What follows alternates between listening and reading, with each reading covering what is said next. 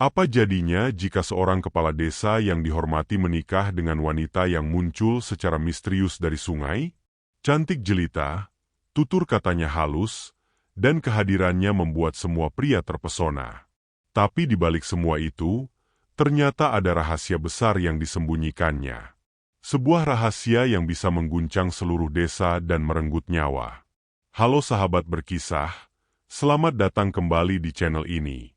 Terima kasih sudah mampir untuk menikmati kisah-kisah penuh makna, misteri, dan kejutan yang tak pernah Anda duga sebelumnya.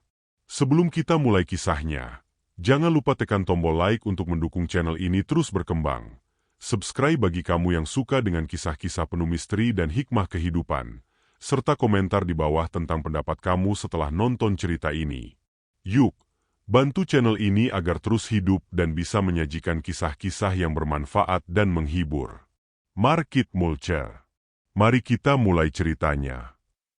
Sore itu, hujan turun tipis membasahi desa Giri Purnama. Langit kelabu, dan suara kodok bersahut-sahutan di sekitar sungai.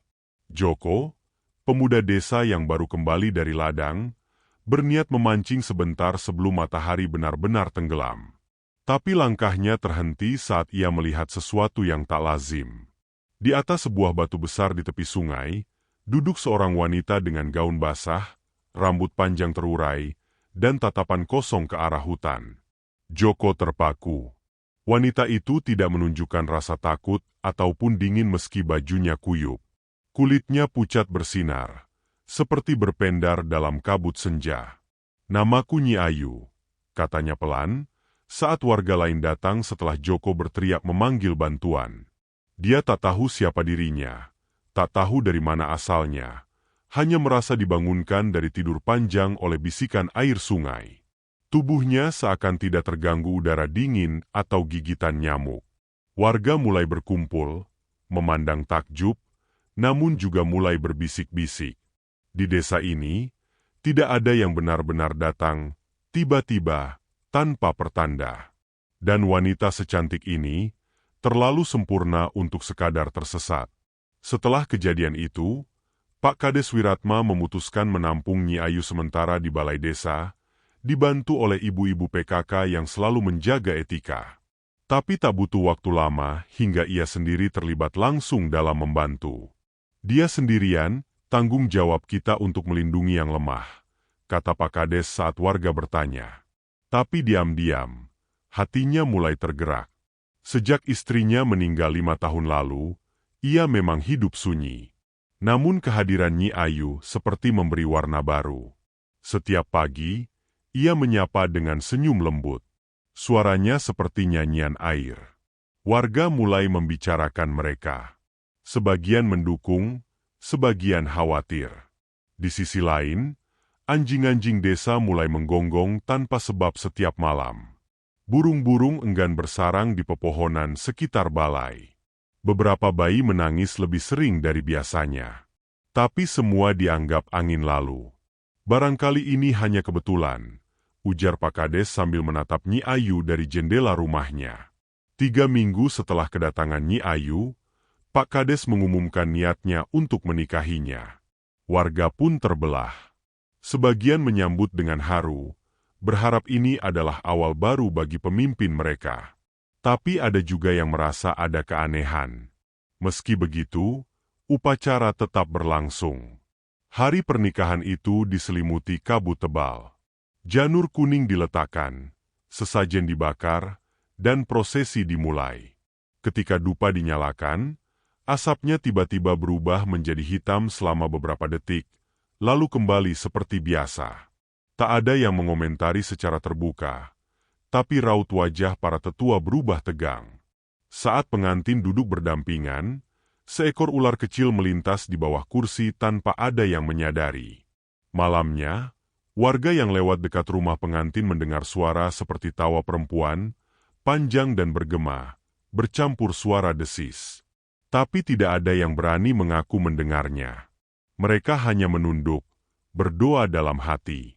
Hari-hari setelah pernikahan berjalan sunyi. Rumah Pak Kades tertutup rapat, tak seperti biasanya yang selalu terbuka bagi warga. Malam hari, Lampu rumah sering mati sendiri, padahal tidak ada pemadaman. Pak Kades mulai bicara sendiri di halaman, menaburkan bunga ke arah sumur tua, dan membakar kemenyan. Ia juga mengeluarkan peraturan baru, melarang warga menyebut nama makhluk penjaga sungai, buaya putih, karena menurutnya itu tahayul. Tapi warga merasa resah. Setiap malam Jumat Kliwon, desisan terdengar dari balik tanah. Ada pula warga yang mengaku melihat kilatan mata hijau dari balik jendela rumah Pak Kades. Namun saat mereka mencoba mencari tahu, seperti ada kekuatan tak terlihat yang membuat mereka mundur. Sebuah aura tak biasa menyelimuti desa, dan pusatnya adalah rumah sang kepala desa. Hujan tak berhenti turun selama 7 hari 7 malam. Sungai meluap, sawah tergenang, dan warga mulai panik. Dalam kondisi darurat itu, Mbah Raga, tetua adat terakhir di desa, menggelar ritual semedi di pendopo. Dalam penglihatannya, ia melihat seekor ular besar bersisik emas bersembunyi di bawah tanah rumah Pak Kades. Matanya merah menyala, dan dari mulutnya keluar bisikan kutukan. Mbah Raga mengumpulkan para pemuda desa dan mendobrak rumah itu malam hari. Mereka menemukan Pak Kades tak sadarkan diri, tubuhnya pucat, napasnya lemah. Di tengah ruangan, Nyi Ayu berdiri dengan tubuh yang mulai berubah. Matanya hijau terang, kulitnya bersisik, dan lidahnya menjulur panjang. Aku tak pernah ingin dilukai, tapi kalian mengusik yang seharusnya tidur. Katanya sebelum berubah menjadi ular raksasa dan menyelam ke dalam sumur, menghilang dalam pusaran air. Setelah Nyi Ayu menghilang ke dalam sumur, hujan berhenti mendadak. Langit pagi tampak cerah seperti tak pernah ada bencana. Namun, suasana desa berubah. Warga menutup pintu lebih cepat. Anak-anak dilarang bermain di sungai, dan suara gamelan tidak lagi terdengar dari rumah Pak Kades. Pak Kades sendiri, meskipun selamat secara fisik, tidak pernah benar-benar pulih. Ia sering termenung di serambi, menatap kosong ke arah sungai. Ada saat di mana ia meneteskan air mata diam-diam, memanggil nama Ayu, seperti seseorang yang benar-benar ia cintai telah pergi selamanya. Para tetua menyebutnya korban dari cinta yang tertipu, tapi sebagian warga percaya cinta Pak Kades tulus, dan justru itulah yang membuat siluman itu melepaskannya. Namun satu hal pasti, sejak hari itu, sumur tempat Nyi Ayu menghilang ditutup rapat oleh batu besar dan dililit dengan kain hitam putih.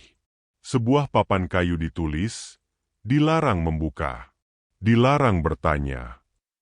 Minggu-minggu berlalu, namun perasaan aneh masih menyelimuti desa. Beberapa warga mulai bermimpi tentang Nyi Ayu, duduk di bawah pohon besar, menangis pelan, atau menyanyikan tembang Jawa yang tidak dikenal. Anehnya, setiap kali mimpi itu muncul, hujan turun esok harinya. Mbah Raga mengatakan bahwa roh Nyi Ayu mungkin tidak jahat, hanya terluka. Makhluk gaib juga bisa mencintai, katanya. Warga mulai meletakkan bunga di pinggir sumur, bukan karena takut, tetapi sebagai bentuk penghormatan.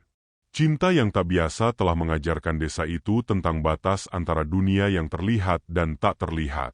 Di sisi lain, Pak Kades mulai mencatat kejadian-kejadian dalam buku harian. Ia merasa ada beban yang harus ia bagi suatu hari nanti, agar generasi penerus tidak mengulangi hal yang sama, menyepelekan tanda-tanda alam. Suatu malam, badai petir mengguncang desa. Kilatan cahaya menyambar pohon besar di belakang rumah Pak Kades, menyebabkan kebakaran kecil. Dalam kekacauan itu, seorang pemuda bernama Randy yang membantu memadamkan api menemukan buku harian Pak Kades tergeletak di lantai. Karena rasa penasaran, ia membaca isinya. Di sana tertulis kisah pertemuan, pernikahan, dan perubahan Nyi Ayu dengan detail yang tak diketahui publik. Bahkan ada bagian yang mengungkap bahwa Pak Kades menyadari Nyi Ayu bukan manusia sejak malam pertama, namun ia memilih diam. Aku tahu matanya tidak berkedip. Aku tahu kulitnya terasa dingin seperti sisik. Tapi aku juga tahu, aku mencintainya. Kalimat itu membuat Randy menangis. Ia membawa buku itu kepada Mbah Raga, yang kemudian memutuskan untuk menguburkannya di dekat batu sumur, agar tidak jatuh ke tangan yang salah. Dari seluruh kejadian itu, warga Giripurnama belajar untuk tidak meremehkan keanehan. Alam selalu memberi tanda, dan ketika manusia bersikeras menolaknya, bencana bisa datang dalam bentuk apa saja, termasuk cinta. Nyi Ayu mungkin bukan manusia, tapi ia mencintai seperti manusia. Pak Kades mungkin manusia biasa, tapi hatinya berani seperti dewa. Kisah mereka bukan sekadar legenda, tapi pengingat bahwa dunia ini tidak hanya dihuni oleh kita. Ada hukum keseimbangan yang harus dijaga. Warga mulai kembali menghormati pepohonan tua, menjaga sungai tetap bersih, dan memperingati malam munculnya Nyi Ayu sebagai bagian dari ritual baru, malam keheningan. Di malam itu, tidak ada suara musik, tidak ada lampu, hanya doa dan cahaya lilin. Bukan karena takut, tapi karena menghormati. Beberapa tahun berlalu, Giripurnama berkembang menjadi desa wisata budaya. Banyak orang datang karena penasaran dengan legenda Nyi Ayu. Tapi warga setempat tak pernah menceritakan seluruh kisahnya. Mereka hanya berkata, "Kalau kamu dengar suara nyanyian dari sungai saat senja, cukup diam dan dengarkan." Pak Kades sudah tiada, wafat dengan tenang di usia senja. Di makamnya tertulis, ia mencintai yang tak bisa dimiliki, dan tetap setia sampai akhir. Hingga kini, kadang sumur tua itu berbunyi seperti ada air mengalir meski musim kemarau. Dan kadang, di balik dedaunan bambu, terlihat sosok perempuan berkebaya putih berjalan pelan menuju sungai. Tapi tidak ada yang mengejarnya. Karena mereka tahu cinta sejati, meski menyakitkan, akan selalu meninggalkan jejak yang tak bisa dihapus waktu. Terima kasih sudah menonton hingga akhir. Jangan lupa like, komentar, dan subscribe agar kamu tidak ketinggalan kisah-kisah menarik berikutnya. Bagikan juga video ini jika menurutmu ada pelajaran berharga yang bisa diambil. Sampai jumpa di kisah berikutnya.